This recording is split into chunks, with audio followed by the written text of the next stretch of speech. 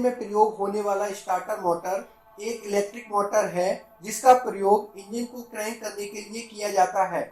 Starter motor में एक pinion होती है जो क्रैंकशाफ्ट पर लगे फ्लाईव्हील के रिंग गियर से जुड़कर फ्लाईव्हील को घुमाती है। आधुनिक वाहनों में प्री इंगेज स्टार्टर मोटर का प्रयोग किया जाता है। इसमें एक मोटर लगी होती है जो इंजन को घुमाने के लिए आवश्यक टॉर्क उत्पन्न करती है। मोटर में बैटरी के द्वारा पावर सप्लाई की जाती है। यहाँ बैटरी और स्टार्टर मोटर के सर्किट को देख सकते हैं। सोलेनॉइड में भी बैटरी द्वारा ही पावर सप्लाई की जाती है। बैटरी और सोलेनॉइड के बीच पावर को ऑन या ऑफ करने के लिए इग्निशन स्विच का प्रयोग करते हैं। सोलेनॉइड एक प्रकार का इलेक्ट्रोमैग्नेटिक स्विच है जिसे एक्टिवेट होने के लिए करंट की आवश्यकता होती है। इग्निशन स्विच ऑन करते ही सोलेनॉइड एक्टिवेट हो जाता है। इस मूविंग कॉइल को प्लंजर कहते हैं। यह प्लंजर कॉइल के साथ पीछे की तरफ आकर कॉन्टैक्टर स्विच में लगे दोनों टर्मिनल को आपस में जोड़ देता है, जिसके फलस्वरूप स्टार्टर मोटर घूमने लगती है। इस प्रकार बैटरी और स्टार्टर मोटर के बीच सर्किट पूरा होता है। इग्निशन स्विच बंद करने पर सोलेनॉइड डीएक्टिवेट हो जाता है और बैटरी से स्टार्टर मोटर को जाने वाली सप्लाई रुक जाती है। बैटरी से स्टार्टर मोटर को डायरेक्ट पावर सप्लाई न देकर इनके बीच सोलेनॉइड और कॉन्टैक्टर स्विच का उपयोग करते हैं, क्योंकि स्टार्टर मोटर को अधिक पावर की आवश्यकता होती है और इसे घुमाने के लिए बहुत अधिक करंट की आवश्यकता होती है। इस करंट को नियंत्रित करने के लिए इग्निशन स्विच भी बड़ा लगाना पड़ेगा और बैटरी से इग्निशन स्विच व इग्निशन स्विच से स्टार्टर मोटर को जोड़ने वाली वायर भी अधिक मोटी प्रयोग करनी पड़ेगी, जो व्यवहारिक नहीं है।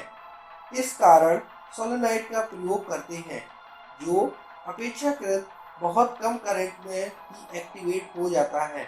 सोलेनॉइड का एक अन्य महत्वपूर्ण कार्य स्टार्टर मोटर में लगे पिनियन को फ्लाईव्हील के रिंग गियर से जोड़ना भी है। यह घुमाव पिनियन को फ्लाईव्हील पर बने दांतों से मिलने में सहायता करता है। पिनियन को फ्लाईव्हील से जोड़ने के साथ ही कॉन्टैक्टर स्विच स्टार्टर मोटर को पावर सप्लाई से जोड़ देता है और स्टार्टर मोटर घूमने लगती है। यहाँ यह देख सकते हैं, फ्लाईव्हील की तुलना में पिनियन पर दांतों की संख्या कम होती है। ऐसा क्रैंकशाफ्ट को घुमाने के लिए आवश्यक टॉर्क को प्राप्त करने के लिए किया जाता है। यह टॉर्क अभी भी पर्याप्त नहीं होता है। इस टॉर्क को और अधिक बढ़ाने के लिए प्लेनेटरी गियर रिडक्शन का प्रयोग किया जाता है। प्लेनेटरी गियर रिडक्शन द्वारा अधिक गियर रिडक्शन होता है। इस असेंबली में सन गियर, रिंग गियर, कैरियर और प्लेनेट गियर लगे होते हैं। इसमें रिंग गियर फिक्स होता है, सन गियर इनपुट होता है और प्लेनेट कैरियर आउटपुट होता है। अब फ्लाईव्हील को पिनियन तथा प्लेनेट गियर असेंबली के द्वारा इंजन को घुमाने के लिए पर्याप्त टॉर्क उपलब्ध होता है।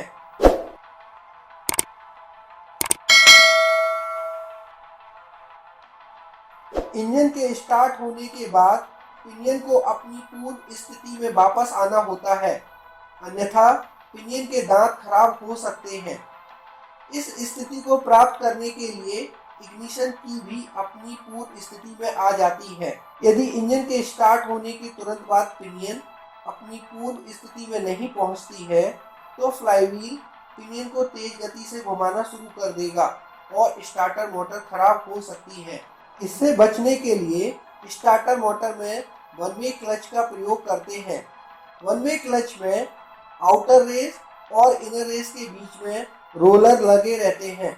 जब इनर रेस मोटर द्वारा घुमाई जाती है तो यह पिनियन को पावर स्थानांतरित करती है। जैसे ही इंजन स्टार्ट हो जाता है और फ्लाईव्हील पिनियन को तेज गति से घुमाना शुरू कर देता है, रोलर रिलीज होकर पावर के प्रवाह को रोक देते हैं।